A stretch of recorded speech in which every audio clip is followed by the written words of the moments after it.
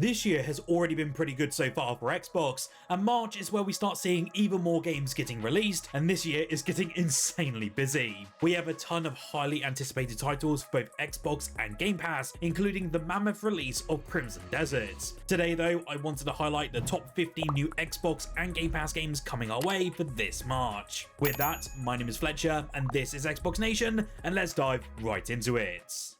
It may not be a new game to start off this video today, but it's going to be a huge addition to the Xbox Game Pass library, and I know many of you are really excited for it. Kingdom Come Deliverance 2 finally lands on the 3rd of March, and I'm so hyped to see that many of you can finally experience my personal game of the year for 2025 for the very first time. This one of course follows on the story of Henry as he gallivants around the world of Bohemia on a quest for redemption and revenge, alongside some pretty hilarious antics here and there. For me, the world here is just so excellent, and Warhorse Studios have really managed to nail this era with some insane visual quality. Don't get me wrong, the combat is certainly better than the first entry, but it still won't be to everybody's taste, but please stick with it because the game outside of that is utterly phenomenal. I mean, you can easily put in 100 to 200 hours alone before even delving into the wedding. If you know, you know. Again, it finally comes to Ultimate, Premium and PC tiers on the 3rd of March. It doesn't come as a huge surprise, but Legacy of Kain Defiance Remastered is certainly real, and is actually releasing very soon onto our Xbox consoles. All of you longtime fans of the classic series will be thrilled to know that Kain returns in just a matter of weeks on the 3rd of March. The revival is also available to pre-order on the Xbox store as of right now. Much like the relatively recent Legacy of Kain Soul Reaver 1 and 2 Remastered, Defiance Remastered will boast all kinds of extras alongside a few important gameplay updates. If I am remembering right though, Defiance played much better than its predecessors, but it could still be rather unwieldy here or there, so I'm kind of hoping all of these updates make a very positive difference. You will have to let me know if you'll be delving into this one though, and if you're excited these games are finally coming back to our Xbox consoles. At the time of this video going live today, we would have finally seen the server slam start for Marathon ahead of its 5th of March launch date. This hopefully is giving us a pretty valuable insight into how the game runs and also works prior to its full launch, as Bungie are actually giving us a ton of content to dive into right out the gates. Even so, the release will of course promise even more content, and I'm kinda keen to see how this one kinda lands with people. If you're unfamiliar, this is the new extraction shooter where you will dive into the world of Tau Ceti and take on enemies in PvP and PvE combats. I know there has certainly been some gripes around Marathon from its plagiarism a few months back to the pretty lacking gameplay we saw with the original reveal. Since then though, we've had even more trailers and it does look better than we expected, so here's hoping this is going to be another great extraction shooter that does land well this March. If you are keen though on seeing how Marathon runs on your Xbox consoles, I now have a new Xbox Nation YouTube channel called Xbox Nation Testing. This is a separate channel where I will be covering the resolution, frame rates and optimizations of all the latest games releasing, so do feel free to go check it out. Support me by hitting that lovely subscribe button over there, and with that, let's just dive into the other games coming our way for this March.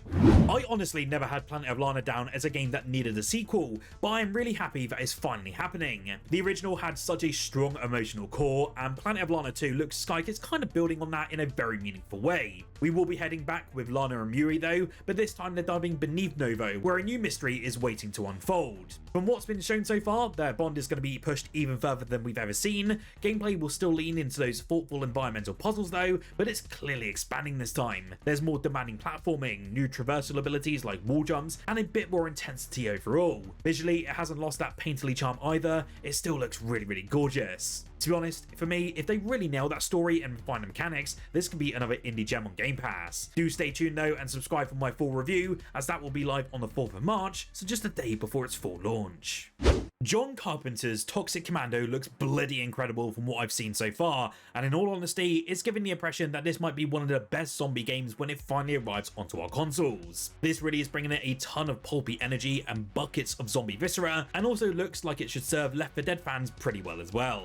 It looks like you'll be able to group up with your friends and engage in first-person horde blasting action both on foot and in vehicles. The game is also going to be powered by Saber's Swarm engine, which was also put into use for World War Z Aftermath and a more recent release of Warhammer Space Marine 2. In other words, expect a lot of enemies on screen, and it's going to be utter chaos. At the moment, it is set to release on the 12th of March, and I will also have a review up for this prior to launch, alongside a performance analysis as well, so do stay tuned. Greedfall 2 The Dying World is still on track for release, and it's really shaping up to be a much bolder follow-up to the original. This time though, the perspective flips completely, as you're going to be playing as a native islander taken to the mainland, and then you're all caught in the middle of political corruption, colonial expansion, and supernatural forces. It does keep that third-person action RPG foundation that we already loved from the first game, but it's looking to expand it with deeper diplomacy systems, different stealth options, party-based combat, and even more meaningful branching choices. The early access impressions have actually highlighted some richer lore and a more tactical real-time combat system with pause menus, and it actually looks greater in terms of the control that we're going to be getting in battles. It genuinely feels like the team is aiming for more player agency and narrative weight this time around, and to be honest, I'm all for that aspect. With recent concerns though surrounding publishers Nakon's financial situation, hopefully development does continue rather smoothly on this one. If everything does land as planned, Greedfall 2 could be a major evolution for this series when it launches onto our Xbox consoles on the 12th of March. I am no wrestling fan at all, so the launch of WWE 2K26 is not really my sort of thing. However, I do know these games are loved by many out there, and launch for this one is just around the corner as well. I have had to do a little bit more research on this one, as I'm not really sure what the improvements are here, but seeing all the previews from a few different press outlets, it does seem like a decent package. All I still kind of know is that this one has you playing as your favourite wrestlers and then taking on others within the ring. It looks as though the My Superstar builder is actually going to be receiving some improvements this year. Having a look, you can also use the photo face feature or the newly included world taunts and also emotes. That's alongside some big changes to the island in 2K26, as that also features a new PvE mode called the Towers, and this is essentially a repeatable mode in which you can earn rewards and increase your reputation. Like I said, I don't really have an idea what that is, I'm just kind of reading off from the blurb here, but if you are interested, the game will launch on the 12th of March for the Xbox Series consoles. Honestly, this next game, I don't think anyone really saw it coming. Capcom casually revealed Monster Hunter Stories 3 Twisted Reflection last year, and suddenly the spin-off series is back in a very big way. After a very long stretch of silence, we're getting another turn-based entry, and all of us Xbox players can finally play it from day one when it launches on the 13th. This isn't just going to be a light Monster Hunter taming adventure either. The story here looks to revolve around a mysterious crystal threat spreading across the world, and you will step in as the last Ravalos rider and heir to Azuria. From what's been shown, the visuals look way more refined than the original 2 entries, and the overall tone feels like a bit more serious this time around as well. With the earlier Stories games actually gaining momentum on Xbox, I know that this one's going to be quite popular, and it feels like less like a sequel and more like the franchise properly finding its footing yet again. It's also great to finally see a brand new entry landing day one onto Xbox for the very first time. If you were a fan of that sort of chunky old school chaos like we see in Warhammer 40k Boltgun, then this next one should absolutely be on your radar. Auroch Digital is back with another retro-inspired FPS, but this time they swapped Space Marines for something equally explosive, that being Starship Troopers Ultimate Bug War.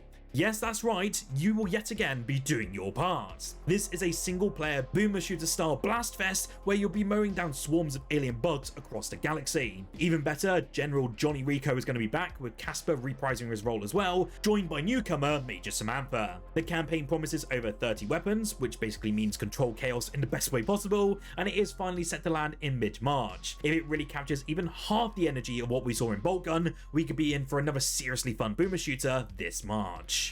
The largest release of March just has to be for Crimson Desert, and from what I'm hearing so far, this game truly is the business, and it's also going to eat up a ton of our own time. On the 19th of March, we will get to delve into the world of Pyrewall and explore a region that is apparently larger than the map of Red Dead Redemption 2. Yes, it's going to be that big. We have seen a ton of gameplay at this point, from the scale of the world, the different combat systems at play, and just the amount of quests and variety really on offer. I am so looking forward to taking on these massive world bosses and just doing these sort of ground pounds like I'm some sort of insane wrestler falling from the sky. I believe we should actually hear a little bit more soon from early impressions, as some of the press actually got invited to try the game out, and from the little inklings here and there, it really sounds incredibly promising. I do wonder if this game could actually be a Game of the Year contender, but do let me know if you're going to grab this game in the comments below. Dragonkin The Banished is finally launching fully onto our Xbox consoles after a lengthy stint over in early access on PC, and this is one I have firmly on my radar as it's looking mighty impressive. As you may be aware by what's on screen now, it is an ARPG, and it has you playing as one of the legendary hero classes driven by a singular mission, and that's to hunt down and annihilate the dragon creatures. It is said that each battle will then bring you close to your goal of finding and eliminating the Dragon Lords. You can also experience the entire adventure with your friends in online co co-op modes for up to 4 players. From your arrival in the main city to the endgame activities, the entire adventure can be played cooperatively as well, which is so great to see. Between missions though, the city of Montescale serves as your hub, where you essentially meet other players and then each player has a role to play in improving that city. It does look pretty decent, and this new game will drop on the 19th of March alongside its 1.0 version.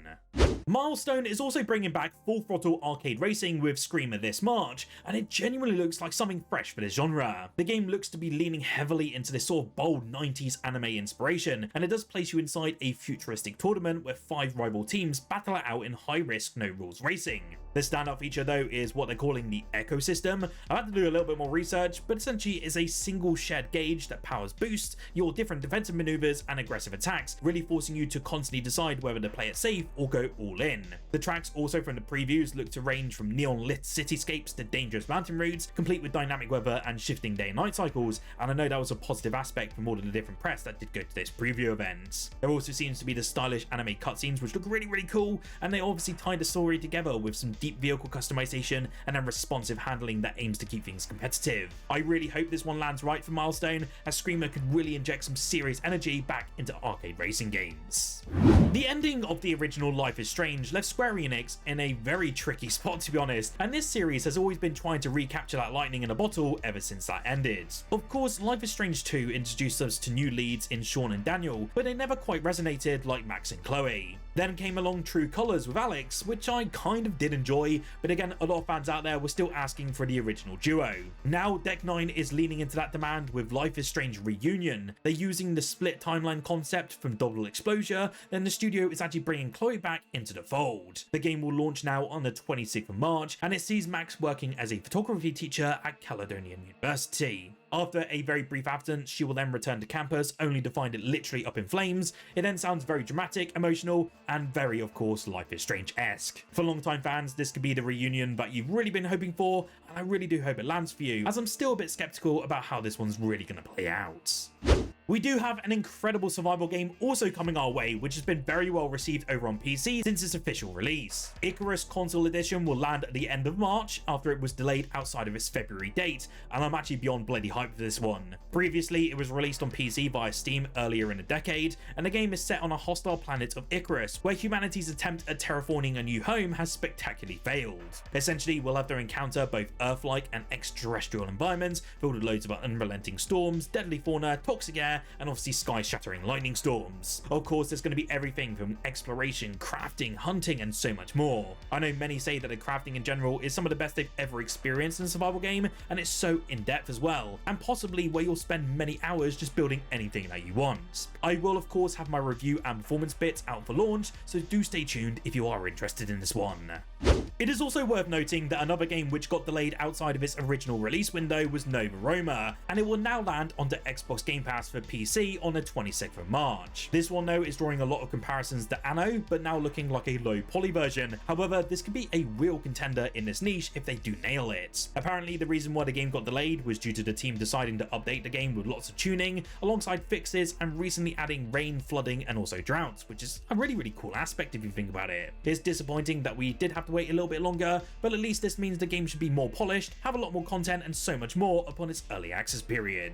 I should hopefully bring you more updates on this one very soon, but do let me know your thoughts down below. I have no doubt we will have even more games landing in March though. There's stuff like Kiln and Super Meat Boy 3D are going to be heavily rumoured. I will update you and bring you videos as soon as we hear more, and the best way to keep up to date with all things Xbox is with a subscription down below. Do smash that like button if you enjoyed this video as well, and then check out the video on screen now if you want to check out the huge Xbox changes coming our way very soon.